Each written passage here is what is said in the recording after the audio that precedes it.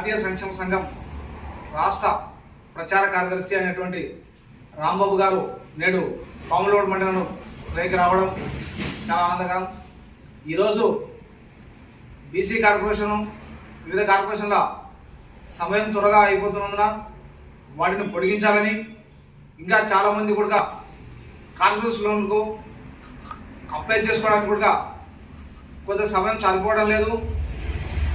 స్థానిక ఎంఆర్ఓ ఆఫీసులు కానీ, గ్రామ పంచాయతీలు కానీ ఇన్కమ్ కానీ క్యాస్ట్ కానీ లేట్ అయినందువలన ఇబ్బందికరం అవుతుంది. కాబట్టి ఇది పొడిగించాలని కూడా బీసీ సంఘం ప్రచార కార్యదర్శి అయినటువంటి రాంబాబు గారు మరియు ఇతర మండల బీసీ సభ్యులందరూ డిమాండ్ చేస్తున్నారు. బీసీల లెక్కల గురించి మాట్లాడితే తెలంగాణలో బీసీలు జనాభా లెక్కలు తీశారు. ఆ లెక్కల్లో మరి జంతువుల లెక్కల కన్నా చాలా తక్కువ తీశారు. కాంగ్రెస్ పార్టీ రెడ్ల సామాజిక వర్గం సంబంధించిన ముఖ్యమంత్రి కాబట్టి ఈరోజు స్థానిక ఎన్నికలు వస్తుంది కాబట్టి అక్కడ చాలా దారుణంగా తక్కువ తీశారు. అంటే బీసీలను ఎదుర్కోవడానికి ఒక నిదర్శనం తెలంగాణ జనాభా, బీసీ జనాభాలకు నిదర్శనం. బీసీల ఉద్యమ నాయకుడు తీర్మానం మల్లన్న పైన కాంగ్రెస్ పార్టీ సోగజ్ నోటు చేయడం చాలా దారుణం. ఎందుకంటే ఆయన నిజాలు చెప్పాడు, అబద్ధాలు చెప్పలేదు. బీసీ జనాభా 65% ఉంది తెలంగాణలో, మీరు ఈరోజు 40% తీస్తున్నారు, తీయడం తప్పని చెప్పి ఆయన ఒక బహిరంగ సభ పెట్టాడు. ఆ బహిరంగ సభ పెట్టినందుకు కాంగ్రెస్ పార్టీ, అగ్రకుల కాంగ్రెస్ పార్టీ అతని పైన కేసు పెట్టడం ఎంతవరకు దారుణమో ఏపీ జాతీయ బీసీ సంక్షేమ సంఘం ఖండిస్తుంది.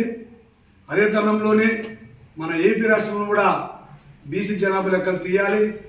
బ్రిటిష్ కాలం తీసిన జనాభా లెక్కలు తప్ప ఇప్పటివరకు జనాభా లెక్కలు లేవు. ఈరోజు కుక్కలకు లెక్కలున్నాయి, కోళ్ళకు లెక్కలున్నాయి, నక్కలకు లెక్కలున్నాయి, అన్నిటికీ లెక్కలున్నాయి, కానీ బీసీ జనాభాకు లెక్కలు లేవు. బీసీ జనాభా లెక్కలు తీస్తే ఈ అగ్రకుల సామాజిక కులం వాళ్ళు ఏడాది దెబ్బతింటారో వాళ్ళ మడగన ఏడపోతుందని చెప్పి బీసీలను మానసికంగా చూడాలని చెప్పి లెక్కలు తీయకూడదు. మేము ఒకటే డిమాండ్ చేస్తున్నాం.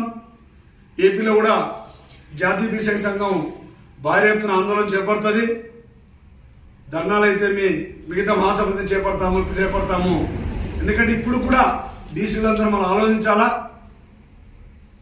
లాస్ట్కు డిప్యూటీ సీఎం కూడా బీసీలకు లేదా బీసీలకు కావాలని చెప్పి మనం అడగటం లేదు. ఎంతవరకు దారుణం ఈరోజు. ఎందుకంటే అన్ని రాజకీయ పార్టీల్లో ఈ రోజు వరకు కూడా అగ్రకులాల సీఎంలు అయినారు. కనీసం ఏపీలో, ఆంధ్రప్రదేశ్లో బీసీ ముఖ్యమంత్రి అనేది కూడా మనం ధైర్యం చేయలేకుంటున్నాం. ఎంతవరకు అది ధైర్యం చేయకుండా అర్థం కావట్లేదు. కాబట్టి బీసీ సోదరులారా, ఇప్పటికైనా మనమందరం ఐకమత్యం ఉండి బీసీల కోసం పోరాడి బీసీలు చేతనం చేయాలని చెప్పి కోరుకుంటూ, అదే తరుణంలోని మన నారా చంద్రబాబు నాయుడు ముఖ్యమంత్రి గారు బీసీల కోసం 809 కోట్లు బడ్జెట్ కేటాయించాడు. ఆ బడ్జెట్ బీసీల స్వయ ఉపాధి పథకం కింద కేటాయించారు. అయితే కేటాయించింది ఆ టైం వరకు, వారం వరకు టైం ఇచ్చారు. ఎందుకంటే ఆన్లైన్ చేసుకోవడానికి క్యాస్ట్ ఇన్కమ్ సర్టిఫికేట్లు చాలా లేట్ అయినందువలన చాలామంది కూడా ఆన్లైన్ చేసుకోలేకపోతున్నారు.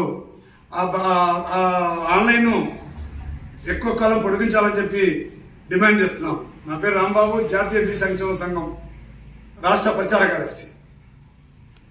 అందరికీ నమస్కారం.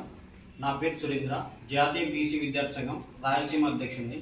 ప్రస్తుతం రాష్ట్రంలో ఉన్నటువంటి బీసీ హాస్టల్ అయితేనేమి, మరియు పెండింగ్ ఉన్నటువంటి ఫీజు రిమెంబర్స్మెంట్ బిల్లులు బకాయిలు చెల్లించాలని చెప్పి కోరుచున్నాము. అలాగే బీసీ హాస్టల్ని పరిశీలించాలి.